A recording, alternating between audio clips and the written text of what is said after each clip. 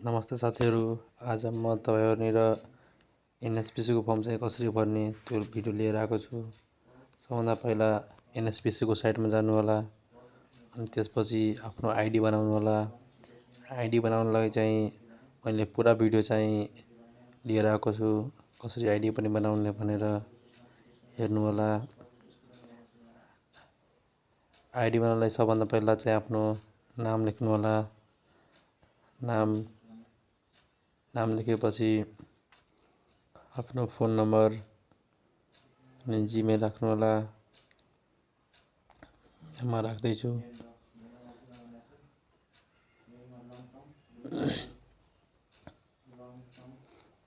अनि पासवर्ड चाहिँ आफ्नो याद हुने खालको चाहिँ पासवर्ड राख्नु होला, जो नबिर्सियोस् भनेर। धेरैजनाको चाहिँ यही भएर आउँछ, पासवर्ड जे पायो त्यही हालिदिन्छ, अनि फेरि याद भएर आउन इजी पासवर्ड राख्नु होला कि यो पासवर्डले चाहिँ कसैलाई केही फरक पर्ने छैन। त्यही भएर इजी पासवर्ड राख्नु होला। अनि यसरी चाहिँ तपाईँले लगइन गर्न सक्नुहुन्छ। लगइन गर्दा चाहिँ यस्तो चाहिँ इन्टरफेस चाहिँ खुल्छ। इन्टरफेस खुलेपछि तपाईँ आफ्नो माई प्रोफाइलमा गएर हेर्नु होला। त्यहाँ गएर आफ्नो डिटेल भर्नु होला। डिटेल भर्दा चाहिँ यसो गरी चाहिँ भन्नुपर्ने हुन्छ हैन। सबभन्दा पहिला चाहिँ आफ्नो लेभल सिलेक्ट गर्नु होला। लेभल सिलेक्ट गर्दा चाहिँ पिसिएल +2 गरेर राख्नु होला। अनि आफ्नो प्रोफाइल पिक्चर पनि सिलेक्ट गर्नु होला। फोटो चाहिँ राम्रो स्क्यान गरेको फोटो राख्नु होला, नत्र भने रिजेक्ट हुने चाहिँ चान्स बढी हुन्छ। अनि आफ्नो नाम राख्नु होला। नाम चाहिँ इङ्ग्लिसमा सोधेपछि इङ्ग्लिसमा राख्नु होला, नेपालीमा सोधेपछि नेपालीमा राख्नु होला।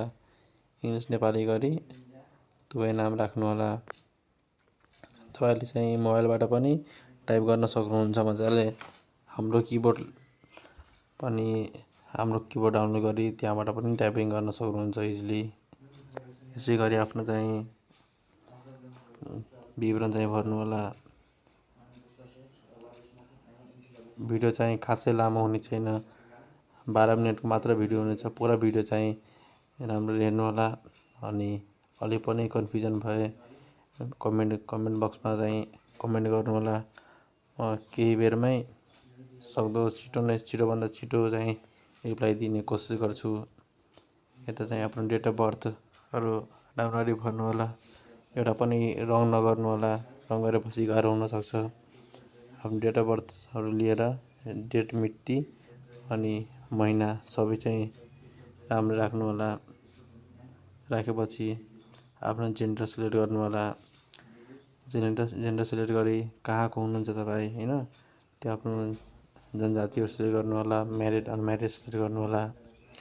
त्यसपछि चाहिँ तपाईँ आफ्नो सिटिजनसिप नम्बर राख्नुपर्ने हुन्छ। तपाईँको सिटिजनसिप चाहिँ चाहिन्छ नि फेरि त्यो नागरिकता बनाउनलाई। सिटिजन चाहिँ कहाँको हुनुहुन्छ, आफ्नो म्युनिसिपालिटी नगरपालिकाको कुन हुनुहुन्छ त्यो चाहिँ राख्नु होला। आफ्नो वार्ड नम्बर राख्नु होला। वार्ड चाहिँ सिङ्गल डिजिटमा राख्नु होला, 03 गरेर 02 गरेर नहाल्नु होला। यहाँ चाहिँ मैले हालेको छु, तर पछि चाहिँ चेन्ज गर्नुपर्ने हुन्छ फेरि हैन, त्यो चाहिँ तपाईँ नगर्नु होला हैन। अनि यसै गरी फेरि आफ्नो सिटिजनसिप नम्बर चाहिँ आफ्नो नागरिकताबाट हुबहु हेरेर अनि लेख्नु होला। अनि इस्यु डेट, अनि यता इस्यु डेटमा पनि जारी मिति हुन्छ, त्यो जारी मिति चाहिँ लेख्नु होला। जति हुन्छ त्यही नै लेख्नु होला। नेपाली डेटमै लेख्नु होला। नेपाली डेटमै मागिरहेको चाहिँ नेपाली डेटमै राख्नु होला। इजी पनि हुन्छ राख्न। अनि चाहिँ सिटिजन इस्यु डेट चाहिँ राखिएको छ।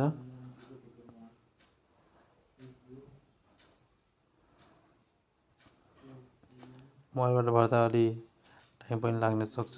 त्यो टाइपिङ गर्दा चाहिँ अलि गाह्रो हुन्छ अलिअलि हैन, तर केही फरक पर्दैन। आफ्नो डिस्ट्रिक्ट चाहिँ सिलेक्ट गर्नु होला, कहाँबाट चाहिँ त्यो जारी भएको हैन, आफ्नै डिस्ट्रिक्टबाट जारी भएको हुन्छ त्यो चाहिँ सिलेक्ट गर्नु होला। त्यसपछि चाहिँ आफ्नो सिटिजनसिपको फ्रन्ट इमेज चाहिँ राख्नु होला। यसरी गरेर इजिली तपाईँ गरेर राख्न सक्नुहुन्छ सब चाहिँ। तर चाहिँ यदि याद राख्नु होला कि जति पनि डकुमेन्ट अपलोड गर्दै हुनुहुन्छ त्यो चाहिँ सबै 600 KB भन्दा तलको हुनुपर्ने। त्यही भएर त्यो चाहिँ याद राख्नु होला कि 600 KB भन्दा तल राख्नु होला। त्यसको लागि सबभन्दा इजी उपाय यो छ कि आफ्नो चाहिँ डकुमेन्ट सब डकुमेन्ट चाहिँ वाट्सएपमा कसैको वाट्सएपमा पठाएपछि हैन, अनि त्यहाँबाट फेरि डाउनलोड गर्दा चाहिँ अटोमेटिक चाहिँ त्यसको चाहिँ साइज चाहिँ कम भएर आउँछ हैन। यो चाहिँ जुन चाहिँ यहाँ चाहिँ आफ्नो आमा बुवा र हजुरबुवाको चाहिँ नाम राख्नुपर्ने हुन्छ, नेपालीमै नाम राख्नुपर्ने हुन्छ नेपालीमा मागेपछि है। यो चाहिँ सबै चाहिँ यहाँ तपाईँले नागरिकताबाट हेरेर अनि भर्न सक्नुहुन्छ। नागरिकताबाट हुबहु चाहिँ राख्नुपर्ने हुन्छ। चाहिँ बुवाको नाम राखेपछि अनि त्यसपछि आमाको नाम राख्नु होला। आमाको नाम उहाँको चाहिँ नयन कुमारी देवी हुनुहुन्छ। नेपाली टाइपिङ अलि स्लो नै छ मेरो, त्यही भएर दिक्क नमान्नु होला। तपाईँले चाहिँ यो भिडियो अलि फास्ट फरवर्ड गरेर हेर्दा पनि खासै फरक पर्दैन। तपाईँले चाहिँ सबै चाहिँ स्टेप चाहिँ राम्ररी हेर्नु होला। इजी हो, तपाईँले आफू पनि भर्न सक्नुहुन्छ। साइबरमै गइरहनु पर्दैन। साइबरमा जाँदा चाहिँ 200-400 रुपियाँ यतिकै लिइहाल्छ हैन। त्यही भएर आफैले चाहिँ फर्म भर्दा पनि हुन्छ। मोबाइल चलाउन जानेपछि कसैले पनि भरिदिन मिल्छ हैन। त्योभन्दा अगाडि चाहिँ सबभन्दा अगाडि तपाईँले चाहिँ आफ्नो डकुमेन्टहरू चाहिँ पुरा स्क्यान गरेर राख्नु होला। एसएलसी देखि लिएर एसएलसी सबै डकुमेन्ट राख्नु होला। त्यो चाहिँ मैले अगाडिको भिडियोमा चाहिँ राम्ररी बनाएर राखिदिएको छु के डकुमेन्ट चाहिँ चाहिन्छ भनेर हैन। त्यो चाहिँ आफ्नो चाहिँ स्कुलको नाम राख्नु होला। एसएलसी दिएको एससी दिएको स्कुलको नाम राख्नु होला। अनि यसमा चाहिँ सबै डकुमेन्टहरू अपलोड गर्नुपर्ने हुन्छ तपाईँलाई हैन। पास इयर कति हो त्यो चाहिँ सबै मार्कसिटमै हुन्छ, क्यारेक्टरमा पनि हुन्छ हैन। कुन सालमा चाहिँ तपाईँले पास गर्नुभएको छ त्योहरू ट्रान्सक्रिप्ट इमेजमा चाहिँ तपाईँले मार्कसिट राख्नुपर्ने हुन्छ। अनि ट्रान्सक्रिप्ट इमेज यहाँ दुईवटा अप्सन दिएको छ भने तपाईँ चाहिँ त्यो कन्फ्युज नहुनु होला, कुनैमा हाल्दा पनि भयो हैन। अनि प्रोभिजनलमा चाहिँ सर्टिफिकेट हाल्नु होला, क्यारेक्टरमा चाहिँ क्यारेक्टर नै हाल्नु होला। इक्विभ्यालेन्सीमा पर्दैन, यो चाहिँ विदेशमा पढेको मान्छेहरूले चाहिँ नेपालमा चाहिँ यस्तो गर्दा चाहिँ अनइक्विभ्यालेन्सी पनि हाल्नुपर्ने हुन्छ। त्यसको लागि हो तपाईँ कलेज चाहिँ नेपाल नै राख्नु होला। अनि बोर्ड चाहिँ सिटिबिटी बोर्ड हाम्रो हैन त्यो राख्नु होला। अनि आफ्नो चाहिँ कलेजको नाम चाहिँ सर्च गर्दा अनि सब कलेजको नाम आउँछ, आफ्नो कलेज नाम सर्च गर्नु होला। एडमिसन इयर त्यो इयर चाहिँ क्यारेक्टरबाट यतिकै प्रष्ट देख्न पाइन्छ हैन। र आफ्नो चाहिँ दुवै साइडको हुन्छ नि एचएको, त्यो दुवै साइडको चाहिँ अपलोड गर्नु होला। त्यसपछि चाहिँ यो साइजहरू पनि मिलाउनु होला है। सबमा चाहिँ 100 KB भन्दा कम हुनुपर्छ नि। अनि प्रोभिजनल इमेजमा चाहिँ क्यारेक्टर सर्टिफिकेट हाल्नै पर्छ हैन। तपाईँलाई थाहा हुनु पर्यो। क्यारेक्टरमा चाहिँ क्यारेक्टर हाल्नुपर्ने, इक्विभ्यालेन्स सर्टिफिकेटमा चाहिँ हाल्नु पर्दैन हैन। यो क्लिनिकल कम्युनिटीहरू छ हैन, रेजिस्ट्रेसन नम्बर त चाहिन्छ हैन। रेजिस्ट्रेसन नम्बर चाहिँ हाल्न नबिर्सिनु होला। यो सब चाहिँ डिटेल चाहिँ तपाईँको क्यारेक्टर सर्टिफिकेटमा एकनिर नै पाउनुहुन्छ हैन, यताउता हेर्नु पर्दैन।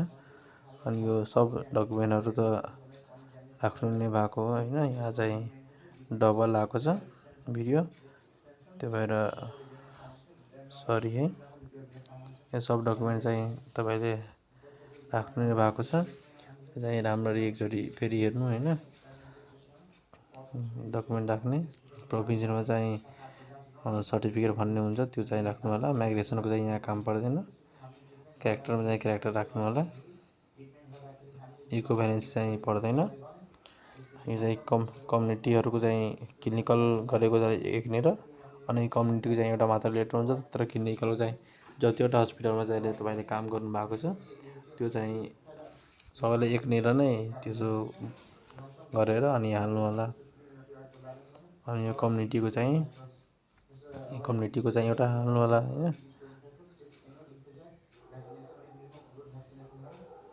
यो चाहिँ कम्युनिटीको हुन्छ, यहाँ लेखेको हुन्छ कम्युनिटीमा कम्युनिटी वर्क इमेज भनेर हैन। अनि यहाँ तलमा चाहिँ एउटा आफ्नो त्यो काउन्सिल रेजिस्ट्रेसन सर्टिफिकेट छ नि, त्यो चाहिँ रेजिस्ट्रेसन कार्ड छ नि, त्यो चाहिँ राख्नु होला। अनि त्यसपछि नेक्स्ट गर्नु होला। नेक्स्ट गरेपछि चाहिँ तपाईँको चाहिँ त्यो आइडी बन्यो हैन। आइडी बनेपछि त्यहाँ अप्लाई फर द थियो हैन। त्यसपछि तपाईँले हेर्न सक्नुहुन्छ हैन के कसो चाहिँ मेरो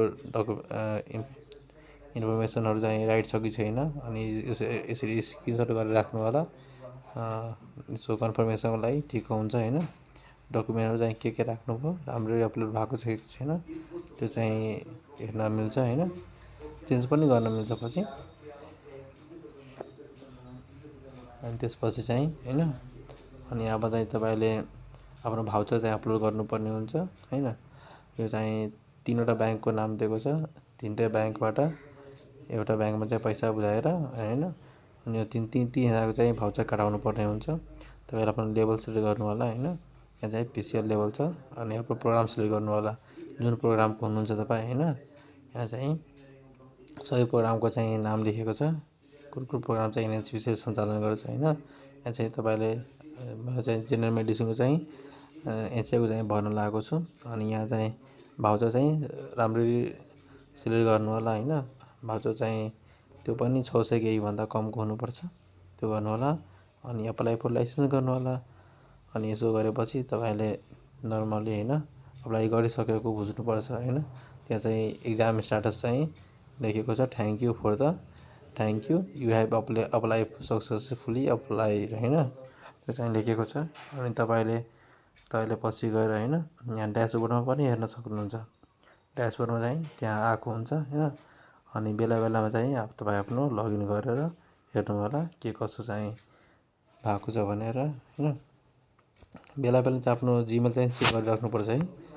बेला बेला रिजेक्ट गर्छ कुनै कारणले, त्यो चाहिँ हेर्नु होला है। धन्यवाद।